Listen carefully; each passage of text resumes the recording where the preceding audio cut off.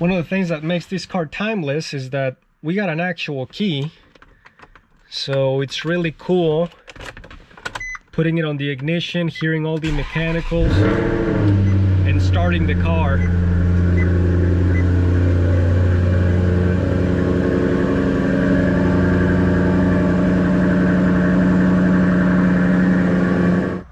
Hello everybody, I'm Adrian, and behind me I got the Maserati Granturismo.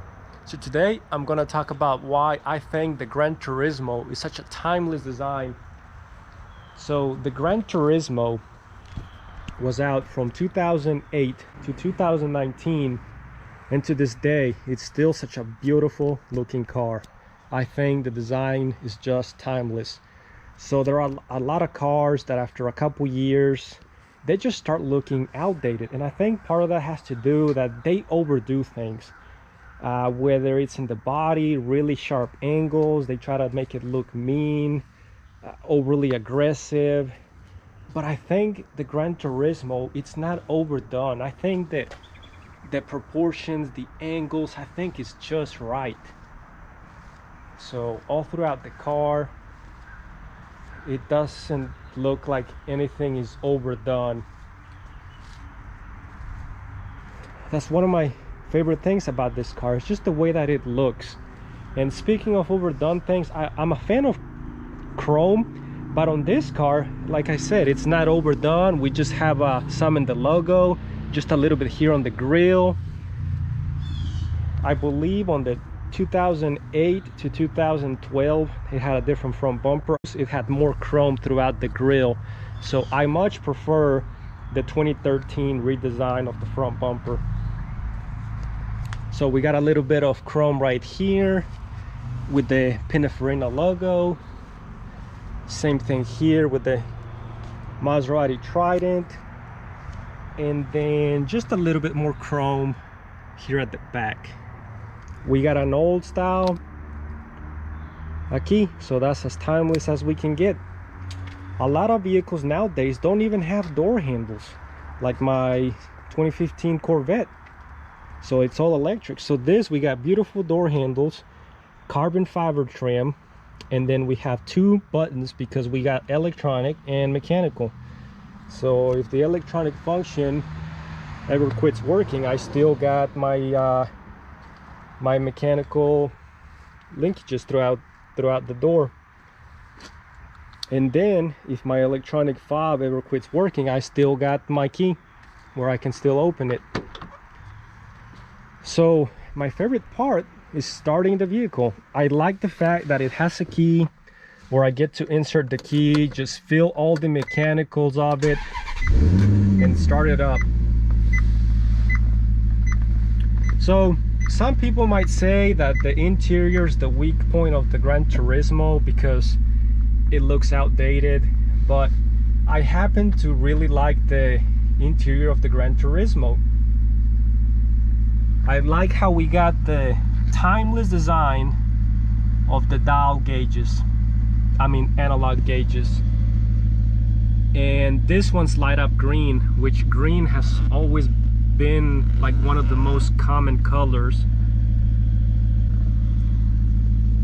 I'm a big fan of watches, mainly Rolex, so I think this is great that we got a little clock right there in the center. I think that looks great. Just everything nowadays seems to be switching over to digital clusters, bunches of screens. A lot of vehicles don't really have that many buttons nowadays, but I really like that we got all those buttons here, all the little knobs, all the buttons there, the buttons in the steering wheel. And one of my favorite parts is those huge paddle shifters. The dash is simple, but I really happen to like it. So then let's move to the engine. So we got us a beautiful sounding Ferrari V8 engine. So nowadays everything seems to be switching over to turbos, hybrids, electrics, but we got us an old-fashioned naturally aspirated V8. So I got the covers off just because I was gonna clean it around, but generally it stays with covers that cover all this. But this way we get a better look of everything else around the car. Another thing that's timeless is a power steering pump. A lot of vehicles nowadays are switching over to electric. My 2015 Corvette is electric steering, and you just get a better connection with a vehicle that has a power steering pump. So naturally aspirated, in my opinion, you just get the best sound out of the car.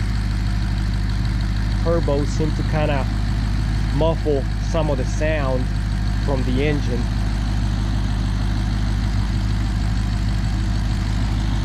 So even the engine bay looks nice.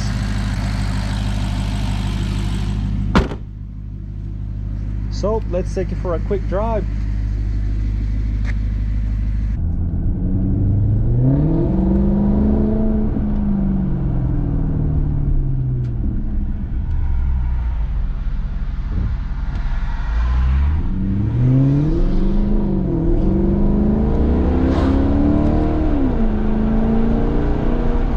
I think this is such a great sounding car,